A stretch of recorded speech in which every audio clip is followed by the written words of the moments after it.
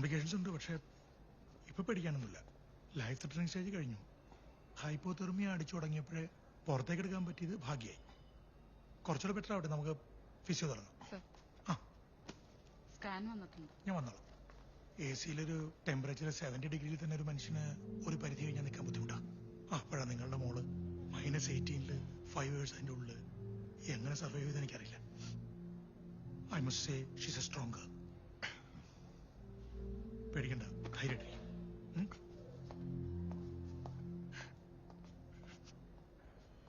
തനിക്കൊരു അലാം വെച്ചാ എന്താ? ഞാൻ പൊതുവെ അലാറം വെക്കാറില്ല സർ. ഞാൻ കൃത്യമായിട്ട് എണീക്കുന്ന ആളാ. എടോ, താൻ അലാം വെക്കുന്ന കാര്യമല്ല, പിന്നെ ഷോപ്പിൽ അലാം വെക്കുന്ന കാര്യ, സേഫ്റ്റി അലാം വെക്കുന്ന കാര്യ പറഞ്ഞത്. സോറി സർ, വെക്കാം. സാർ സൈബർ സെല്ലിൽ നിന്ന് വിളിച്ചായിരുന്നു.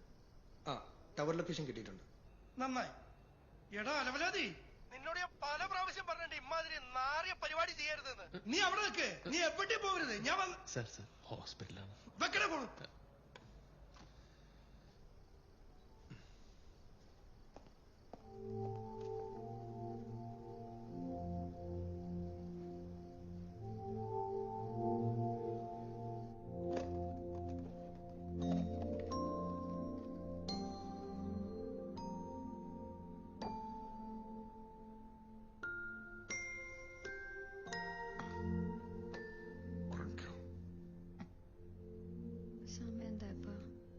പേടിക്കണ്ട, ബിഫോർ ഫുഡ് മെഡിസിൻ ഒക്കെ കൊടുത്തു.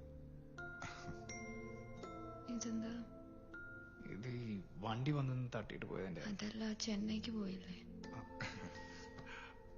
പോയാ ഇപ്പൊ ഇവിടെ കാണൂ. നിങ്ങളിപ്പോ കമ്പനി ആയോ?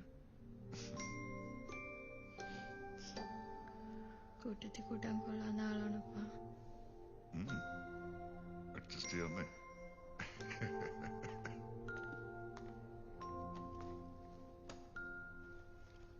ഞാൻ പോയിന്ന് വിചാരിച്ചോ? ഞാൻ പോവില്ല കേട്ടോ.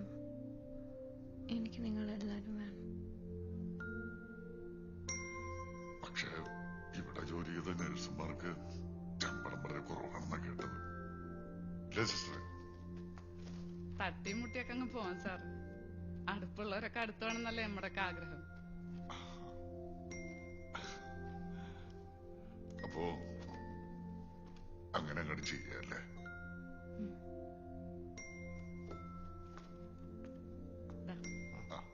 താമണി ഞാൻ എടുത്തിട്ട് വരാം. പോരട്ടോ. സാറേ, ഇരുന്നോ. ഒരു കണ്ണ് വേണമെന്ന് പറയാൻ വരെയായിരുന്നു. ഉണ്ടാകുന്നു, മനസ്സിലായി.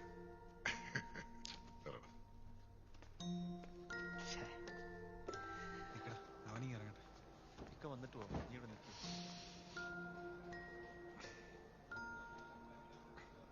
പപ്പ എവിടെ പോയതാ?